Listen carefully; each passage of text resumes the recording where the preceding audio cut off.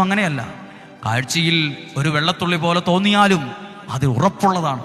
അതങ്ങനെ തൊട്ടാൽ അങ്ങ് ഒട്ടിപ്പോകുന്നതോ പൊടിഞ്ഞു പോകുന്നതോ ഇല്ലാതാകുന്നതോ അല്ല. നിങ്ങൾ ഒരുപക്ഷെ നാളെ ഒരു സമയത്ത് ഈ വചനത്താൽ പണിയപ്പെടുമ്പോൾ ഉറപ്പുള്ള വജ്രം പോലെയാവുകയാണ്. ഉറപ്പുള്ള അടിസ്ഥാനത്തിൽ പണിത വിവേകമതിയായ മനുഷ്യൻ പണിത വീടിന് തുല്യമാവുകയാണ്. കാറ്റ് വന്നെന്നിരിക്കാം, കൊടുങ്കാറ്റ് വീശിയെന്നിരിക്കാം, തിരമാലകൾ ആഞ്ഞടിച്ചു നിന്നിരിക്കാം, വല്ലാതെ കുലുക്കാൻ ശ്രമിച്ചു വന്നിരിക്കാം. പക്ഷെ അതിനെ ഇളക്കാൻ സാധ്യമല്ല. കാരണം അത് ഉറപ്പുണ്ട്. അതിനൊരു ഉറപ്പുണ്ട്.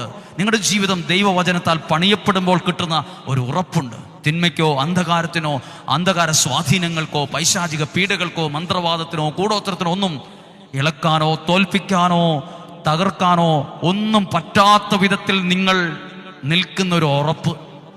ആ ഉറപ്പാണ് നമ്മുടെ ധൈര്യം. ആ ധൈര്യമാണ് നമ്മളുടെ കോൺഫിഡൻസ്. അതാണ് നമ്മളുടെ ആത്മബലം.